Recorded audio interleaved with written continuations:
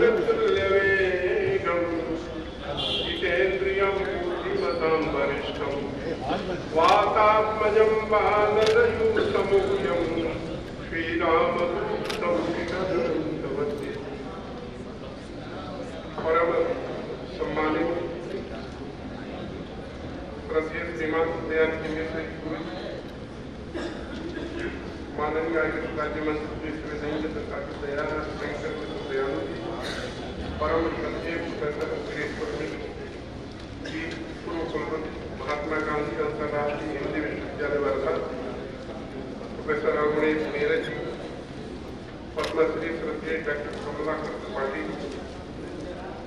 Doctor Ravinder Dubey ji Shri Rajesh Kumar निदेशक दर्शन एवं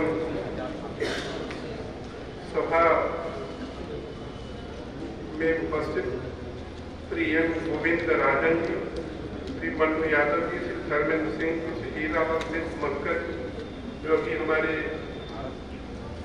विद्याश्री न्यास द्वारा सम्मानित हुए हैं एवं विविध शास्त्रों के निष्णात साहित्यकार और विभिन्न स्थानों से आए हुए साहित्य क्षेत्र में अद्वितीय विद्वद्गण सज्जनगण विदुषी वाहनों भाइयों एवं प्रिय छात्र एवं छात्राएं, जैसा कि ये जो संगोष्ठी है त्रिदिवसीय जो संगोष्ठी है मध्यकालीन कविता अवधारणाओं का पुनराविष्कार राष्ट्रीय संगोष्ठी जो प्रतिवर्ष मनाई जाती है विद्याश्री न्यास के द्वारा परम श्रद्धेय और विश्व के ललित निबंधकार परम गुरु जी स्वर्गीय विद्या निवास मिश्र गुरु जी के जयंती के अवसर पर जैसा कि काव्य कविता या पद्य साहित्य की वह विधा है जिसमें मनोभावों को कलात्मक रूप से किसी भाषा के द्वारा अभिव्यक्त किया जाता है, अर्थात काव्यात्मक रचना या कवि की कृति जो छंदों की श्रृंखलाओं में विधिवत बांधी जाती है कविता कहलाती है। कविता हमारी संवेदना के निकट होती है, वह हमारे मन को छू लेती है, कभी कभी झकझोर देती है। कविता के मूल में संवेदना राग तत्व, यह संवेदना संपूर्ण सृष्टि से जुड़ने और उसे अपना बना लेने का बोध है। यह वही संवेदना है जिसने रत्नाकर ठाकुर को महर्षि वाल्मीकि बना दिया था। कविता की संरचना में बहुत सारे तत्व होते हैं। कवि की कल्पना, वैयक्तिक चिंतन, सोच, परिवेश, परिस्थितियां, भाषा, छंद, बिंब, रस आदि एक साथ मिलकर सुंदर काव्य का निर्माण करते हैं। कवि की प्रतिभा सब तत्वों के आधार पर ऐसी सबल अभिव्यक्ति करती है, वह रचना अमर हो जाती है। कवि के मन की गंभीर अनुभूति कविता का रूप धारण कर देती है। जैसा कि जयशंकर प्रसाद जी की ये पंक्तियां हैं, जो घनीभूत पीड़ा सी मस्तक में स्मृति की छाई, गुरुदिन में आंसू बनकर वह आज बरसने आई। कविता के कलेवर शब्दों से बनता है। सार्थक शब्दों की कविता जान होती है, शब्द में शक्ति होती है। यदि इसका उचित प्रयोग किया जाए तो शब्दावली काव्य में चमत्कार उत्पन्न कर देती है। अंग्रेजी कवि W.H. आर्डेन ने भी कहा कि प्ले विथ द वर्ड्स, अर्थात शब्दों में खेलना सीखो। शब्दों से खेलने का तात्पर्य शब्दों के भीतर सदियों से छिपे अर्थ की परतों को खोलना, शब्दों के मेल जोल बढ़ाने से है। कभी अपनी भावनाओं को शब्दों के माध्यम से ही आकार देता है। शब्दों का चयन, उसका गठन और भावानुसार लयात्मक अनुशासन सबल काव्य रचना में विशेष महत्व रखते हैं। जैसा कि आप जानते हैं कि संपूर्ण विश्व का जो प्राचीन साहित्य है, वेद भी कविता से ही प्रारंभ होता है। अमावस्या सूक्त 50 मंत्रों का एक समुदाय है, जिसमें एक ऐसा मंत्र है जो कविता है, जो संपूर्ण विश्व की, संपूर्ण सृष्टि की उत्पत्ति, स्थिति और लय के स्वरूप का वर्णन करता है। सुपर्णा सयुजा सखाया समाजम वृक्षम परिसस्वजात सयोरन्य विफलम स्वादवत्य नष्टन नन्यो अभिचाकशीति। एक वृक्ष है, माया रूपी वृक्ष है। उस माया रूपी प्रकृति रूपी वृक्ष पर दो ऐसे चैतन्य पक्षी रहते हैं। एक जो उस प्रकृति के जो सुख दुखात्मक जो फल है उसका उपभोग करता रहता है, जो जीव है, और एक ऐसा जो है वह उस वृक्ष पर रहता है, सुख दुखा आदि का फल का उपभोग किए बिना अपने स्वरूप में अवस्थित रहता है। इससे इस कविता में जीवात्मा और परमात्मा की चर्चा की गई। जैसा कि अभी महाकवि वाल्मीकि की हमने चर्चा किया, जिसकी जैसे कथानक आती है, जो एक डाकू से कवि के रूप में परिणत होते हैं, और उस कवि की संवेदना देखिए। मां निषाद प्रतिष्ठित को मगमः शाश्वती समाह यद क्रौंच मिथुनादे का मोदी काम मोहितम। हंस और हंसी जो काम मोहित है, व्याध का जब आक्रमण होता है और जब विलाप करती है हंसी, तो उसको देख करके उन्हें रामायण की रचना करते थे, महाकाव्य आदि महाकाव्य की रचना करते हैं। तो देखिए कवि की चेतना, कवि ने उस हंस और हंसी के दुख को देख करके एक ऐसा महाकाव्य की रचना किया। उस महाकाव्य की रचना में नायक और नायिका, नायक विलाप करते हुए, हे खगमृग हे मधुकर श्रेणी तुम देखी सीता मृग रे। भगवान श्री राम ऐसे वशीभूत होते हैं, रामायण के जो नायक, वह सीता की अपहरण होने पर हे खगमृग हे मधुकर श्रेणी तुम देखी सीता का मृग नहीं। ये कवि की कविता है। जैसा कि आप जानते हैं, जिस महापुरुष के जयंती पर हम इस जो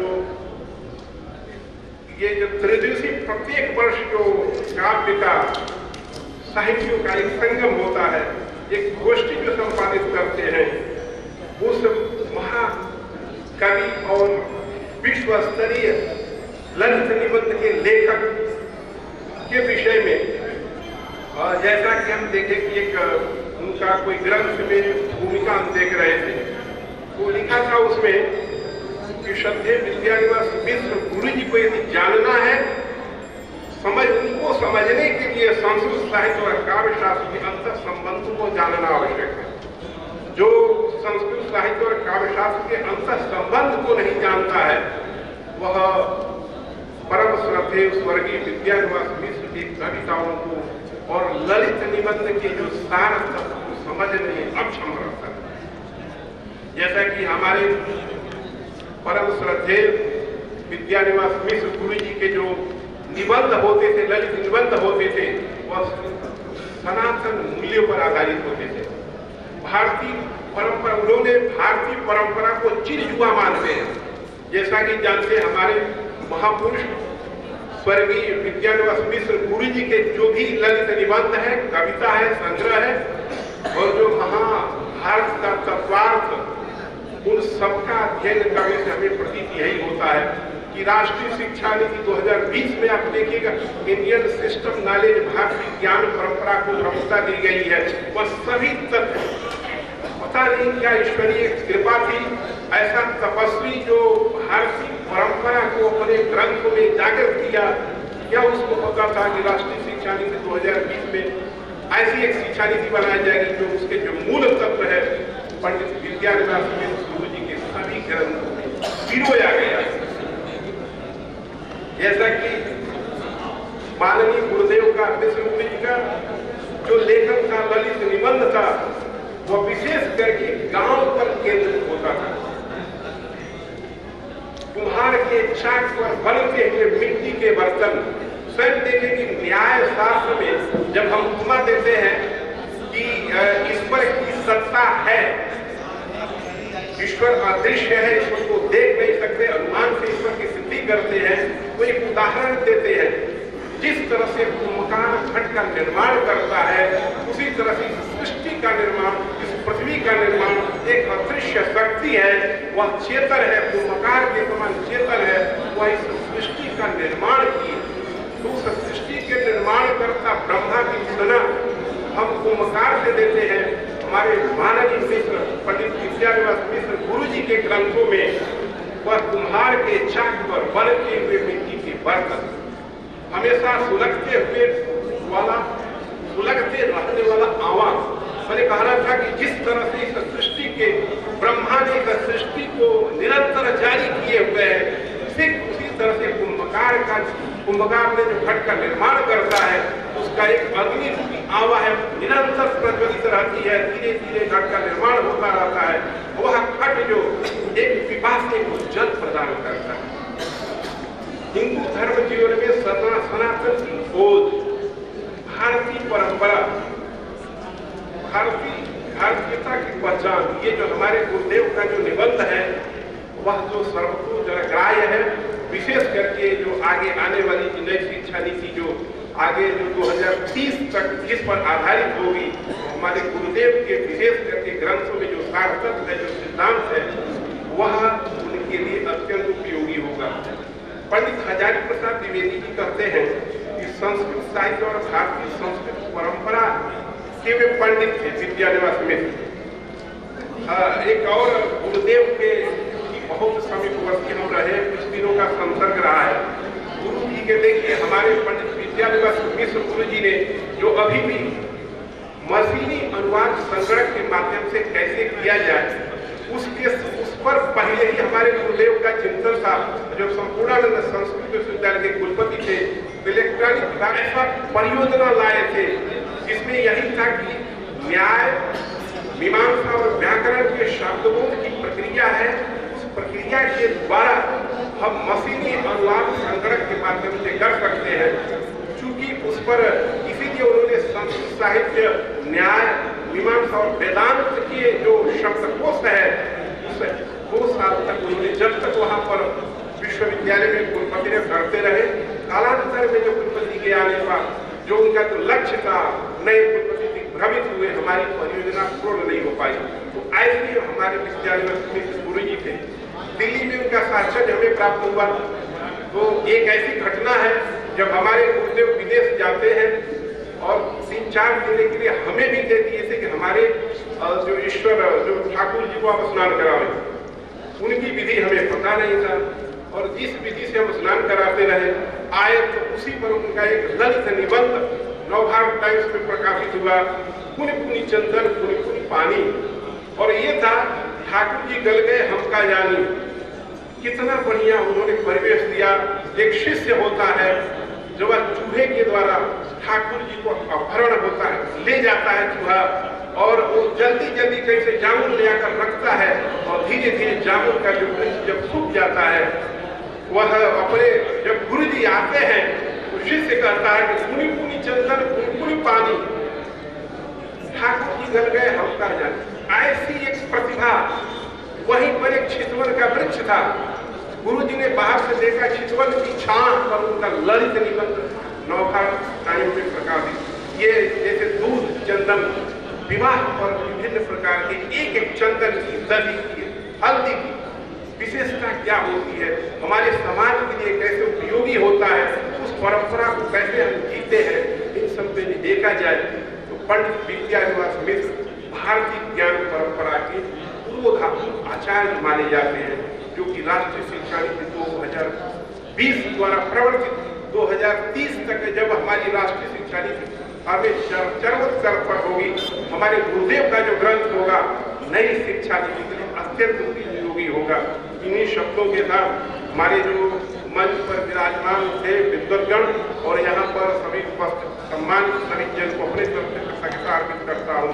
और त्रिदिवसीय जो एक काव्य की गोष्ठी होगी, काव्य की गंगा बहेगी, जिस विद्या श्रीनिवास के द्वारा प्रवर्तित होगी, उसमें जिन मनुष्यों को पुरस्कृत किया गया है उनको, और यहाँ पर उपस्थित विविध शास्त्रों से निष्णात अपितु हिंदी साहित्य के विविध कलाओं के वर्मा के विद्वत जनों को अपने तरफ से नमन करते हुए, सबके प्रति कृतज्ञता अर्पित करते हुए, विशेष करके गुरुदेव दयानिधि मिश्र गुरु जी को नमन करते हुए जो भी इसमें सहयोगी हुए हैं और अत्यंत सहयोगी युक्त होकर के प्रतिवर्ष इसमें को मनाते हैं, उन सभी के प्रति सभी का नमन करते हुए कृतज्ञता अर्पित करते हुए अपने वाणी को विराम देता हूँ। जय भारत, जय विद्या श्री न्यास।